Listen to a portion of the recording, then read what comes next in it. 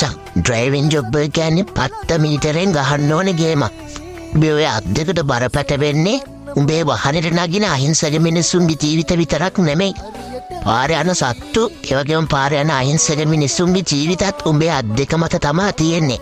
ඒ නිසා මචං හැම ප්‍රශ්නයක්ම අමතක කරලා වහන පදින වෙලාවට සිහියෙන් පදපල්ලා.